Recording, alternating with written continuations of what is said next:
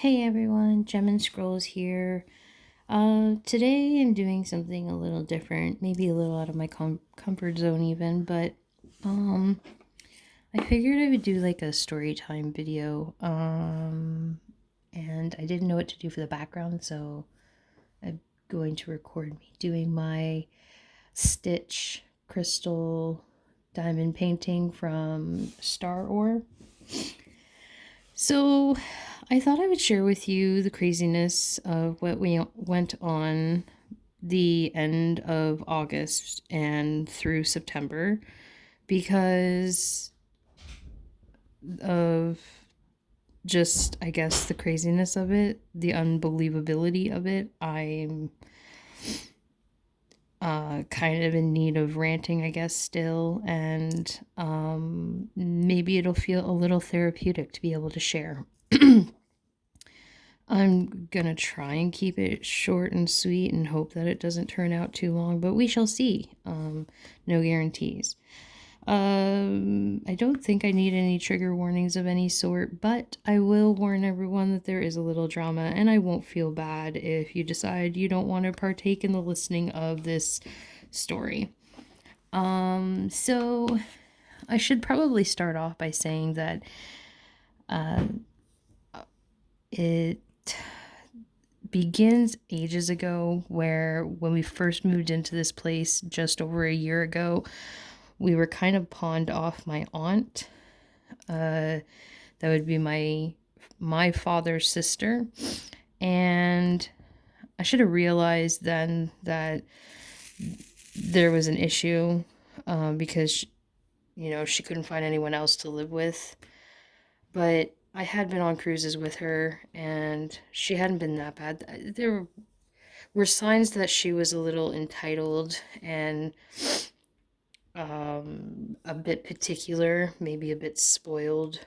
Um, uh, I guess in a sense, she liked to live beyond her means at times, but I wasn't worried per se. And I think mostly because we live in a small town in the middle of nowhere. There's no way for her to get around and go spend all her money before paying me my rent and board and yada yada yada. Right off the bat, we told her, rent's gonna be 600, everything included. Now, before anyone thinks that's like a crazy amount, please remember that we are Canadian, and that was to include her room and board, so like her bills. It covered her rent for her room and the storage and her internet usage and her food. And might I add, she's a little particular about her food, so all the specialty foods, her gas, plus the fact that my fiance is the one who did all of the lawn care, all of the snow shoveling. I did all the cleaning, I did all the dishes, minus a couple of times that she did dishes. She wasn't really expected to do much around the house. I've just realized my light board's a little crooked. Anyway, so we told her, rent's going to be 600. She did have to pay extra for her cell phone bill. And she said, fine. And I said, okay, great. Oops, I only need 3. But she said she couldn't afford that right away until she got put onto social assistance. And I said, fine, we'll wait for that. So until then, she was paying us $400 a month. And that's when things kind of started getting really odd. She would start expecting me to take her places a lot. She needed to go get her alcohol. She would know that I had told her we were going to town on a certain day, and then after I got back, she'd be like, I have to go to town too. And I would say, well, I just went to town, so I'm not going again until this day. I'm not making another special trip. And, she'd make me to be the bad guy about it, but whatever. Like, Eventually, things got pretty bad. We felt like we were being spied on. She would come out of her bedroom and just watch my fiance sitting in the living room, and she would just stand there for 10, 15, 20, 30 minutes at a time, just staring at him. And he would ask her, "Can I help you?" And she would just stand there staring, or she'd get mad at him and say nothing, and go back into her room. And on top of that, she would interrupt, like, while I was talking on the phone with my nan or a friend or whatever. She would interrupt as if she was more important. She would start controlling what my kids were allowed to do and when they were allowed to do it. Like, yeah, you can play games, even though she hadn't, my oldest daughter hadn't finished her homework. Or she'd get mad that my daughter was making noise, my youngest daughter, who was under a year old at this time. And I think the worst came when she accused me of using my phone, no, not my phone, her phone, for long distance. So we found out that there were long distance charges to the community that she moved from in the States. So she came up from the States. She's Canadian. She came up from the States. And we found long distance charges on her phone, so I told her that she had to pay those long distance charges because the phone was technically under my name. And she said that they weren't from her, and I must have used her phone to make those long distance phone calls. Now, this didn't make any sense because I didn't know anyone in that community, but I did tell her that I already had long distance, international long distance, for Canada, the US, because my sister was occasionally at that time in the States and now permanently living in the States. So I wanted to be able to call her occasionally. That was odd. And I couldn't fathom having a long distance charge every month just because I wanted to call my sister. So I said if I wanted to call long distance, I would just use my phone so that I didn't have a long distance charge.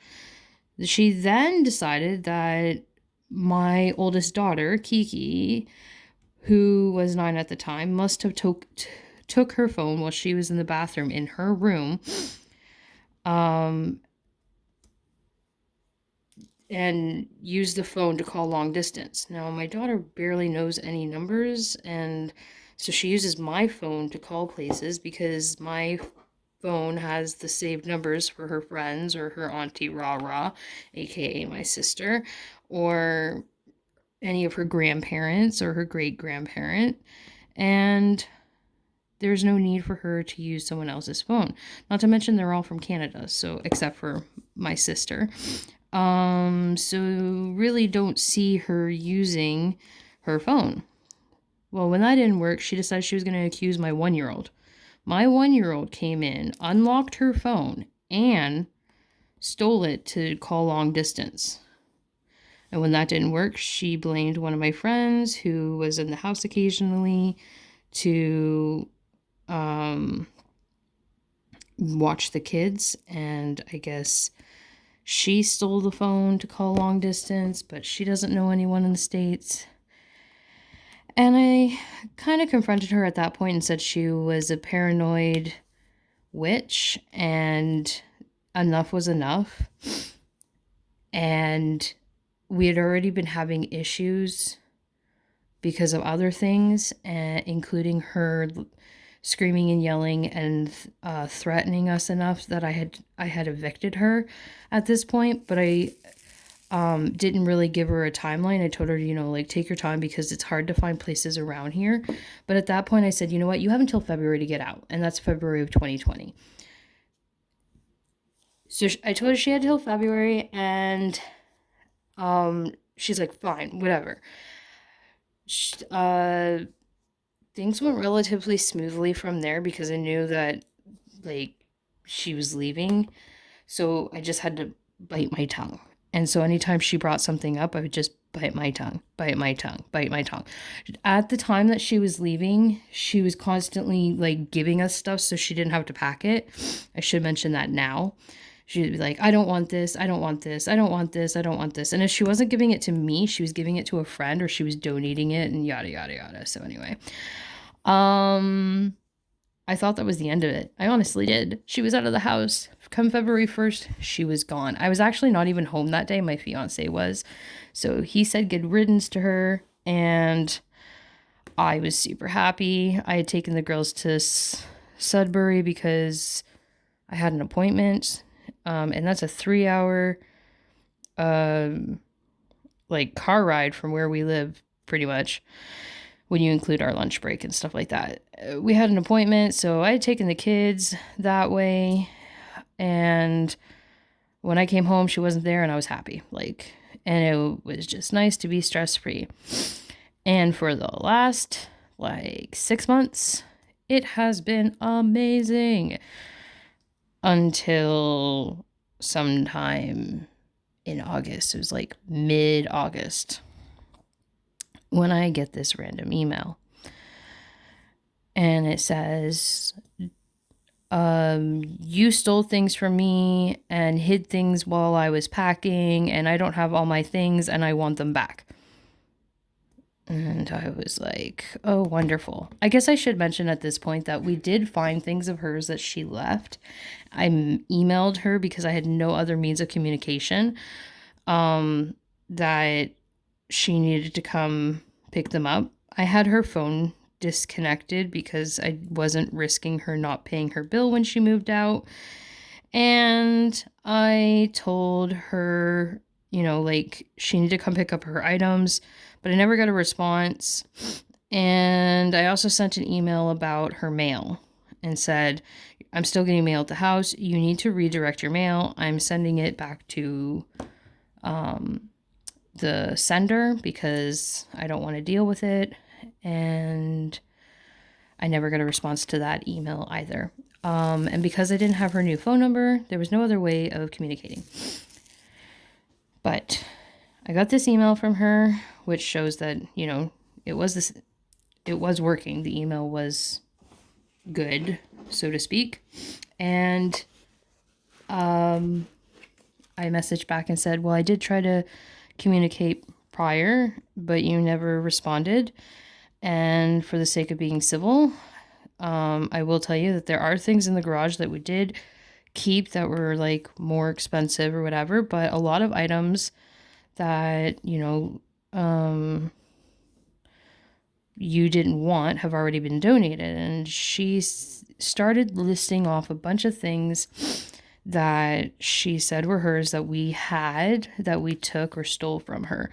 And she would list one or two things, and then she would send that email, and then she would list one or two things, and then send another email, and then she would send like another one that would say, don't forget about this, and I'm also missing this, and then she sent another email that would say, and I need this, this, and this, and it was kind of getting ridiculous. Like, by the end of it all, I had like some 30 emails from her, because she couldn't all send it all in one email. She had to send it in like different emails.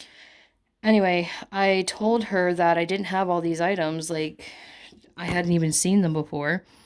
And she's accused me of stealing them and keeping them for myself and taking them out of her totes when she was living here, because she had a bunch of totes in the garage. It was taking up like half my garage, if not 3/4 of my garage, because she kept most of her items from the house that she lived in down in the States. And she kept most of those items, and she had them all stored in like Rubbermaid totes, and just expected that she would be able to store everything in the garage. And so when it came winter time, we couldn't even like get the snowblower properly in and out of the garage because there wasn't enough room. And that was one of the issues we had. We kept telling her she had to like go through her stuff and like make room for the snowblower to come in and out, because we need to be able to store it in the garage so it didn't get buried during the snowstorms. Anyone who lives in like northern Ontario can tell you that, sometimes snow can pile up quite quickly overnight. I didn't want the snowblower out in the open. Anyway, so I told her the things that I did have, she was welcome to come get. But I didn't steal anything. She needed to stop calling me names and whatever. But I would go through the house with a fine-tooth comb, and I would gather everything that I could find that was hers. And I knew that most of it wasn't in the house. And I knew a lot of it was stuff that she had gifted us. But I would gather it all up and put it in the garage, and we needed to come up with a date for her to come and get it. Well, the name calling never stopped, and she continued to say that I had threatened her life and that I was a thief. And during the time that I was in the garage doing whatever I was doing, I was stealing her things. And I told her that no, I was never stealing your things. I was always making room for the snowblower because I needed room for the snowblower when it was about to storm, so I could get the snowblower into the garage and whatever. But anyway, so she threatened to call police, and I wanted to know what my rights were. So I called OPP and asked, and the constable was really nice. He listened to my story and he said, "Hey, like, after so long, pretty sure you're not actually required to hold on to it." So we took a look at my rights, and sure enough, like, in a landlord-tenant kind of act, as long as I have made notice that her stuff's here or whatever, I could have gotten rid of it, sold it or whatever if she didn't come and claim it. So I told her, like, you have until like, this day, because we had settled a day, to come get it, and I'm leaving it out in the yard. And it was even nice enough because the day that she was coming, it rained, so I put a tarp over it. You have until this day to come get it, and then it's gone. Like, I'm gonna throw it all out because I'm done dealing with it. And she comes and she gets her stuff. She actually leaves some of the things that were in the pile behind. So some of the items she still did not want and left behind. But anyway, then a few days later, I got another email saying that some of the items were missing and she wanted these items back. And I always told her, I said, some of those items are not here. Like, I don't have them. You said, as an example, she wanted ice skates. She claimed when she was moving that the ice skates weren't even hers. And when my landlord said that the ice skates weren't hers, because I went through her just in case, because my landlord has some items here at the house. When the landlord said that the ice skates weren't hers, Richard and I decided that, maybe one of us forgot about the ice skates, and we donated them. My aunt said they weren't hers. So what were we gonna do? They, they were laying around and we didn't need them for the kids. And yeah, and then there were these old toys, and we got rid of those, and she wanted those back. And there's a bunch of stuff that she said wasn't hers, and then suddenly she was laying claim to it. Anyway, and then there was other stuff that she had gifted and we didn't actually want, so we got rid of it. And there were some things that got destroyed, like a box of glassware, because she left it in the garage haphazardly on a shelf, and it must have got knocked over, maybe by a cat or the skunk that lives in there. So when it fell over, it was broken, and I threw it out because I'm not going to have glass in my garage with my toddler, right? It just seems reasonable. But anyway, but my aunt's clearly at this point not seeing reason or whatever. She's again going on about how I threatened her life and now I'm stealing her stuff, and she's going to call the police on me because I won't give her things back. And I basically decided I was going to call her bluff, and I said, you know what, go ahead, call the police. Stop emailing me. It's harassing, and I will call the police myself. And she wasn't stopping, and she was now sending emails again by doing the whole, I'm going to send one line at a time to talk to you. And so I would get 5 or 6 just for her to write a paragraph. So I contacted the constable that I had contacted before, and I said, hey, this is what she's doing. Is there any way I can charge her with harassment. And he says, well, we have to lay a formal complaint first.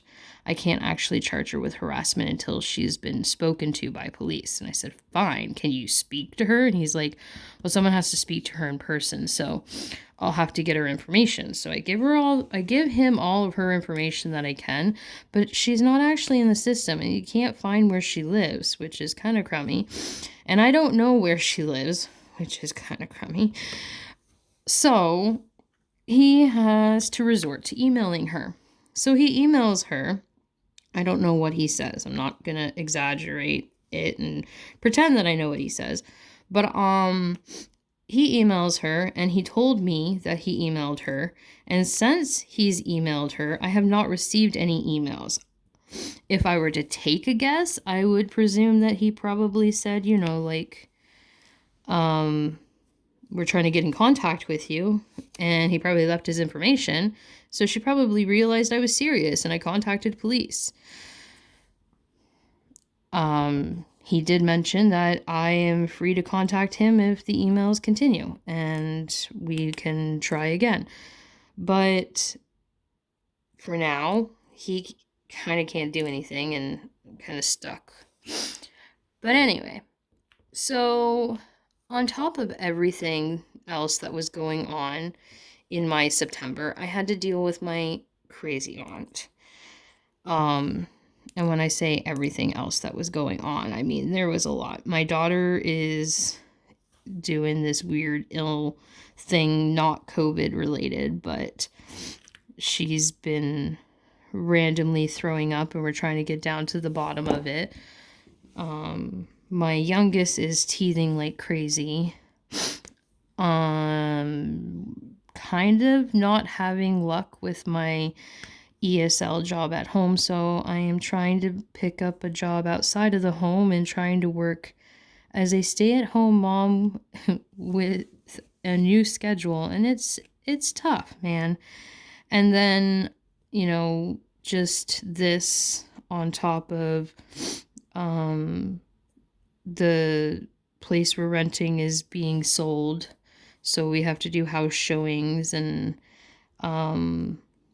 every time someone comes in the house, because my daughter and her compromised immune system, I have to do extra cleaning. So, it's been a tough month, and this was not any extra fun. So I was actually quite pleased that I was able to at least get my diamond painting done each night. I kind of forced myself to do the diamond painting every night, because without it, I don't think I would have been sane by the end of the month. Just gonna put it there. It meant I didn't have any time for videos through the day, but I had time to diamond paint in the evening or during my sleepless nights or whatever. Anyway, guys, I know this video is like super long, and I totally understand if you don't listen to it. But that's my story about my crazy September, and I'm gonna leave it unedited. I hope that you enjoyed if you did make it through it, and I hope you all have a wonderful day, night, or whatever it is for you. If you like and subscribe, you will get updates for when I post my finished products, as well as any tips and hints and tricks and tools and whatnot. And yeah, I think that's it for now, guys. Thanks so much, and I'll talk to you next time.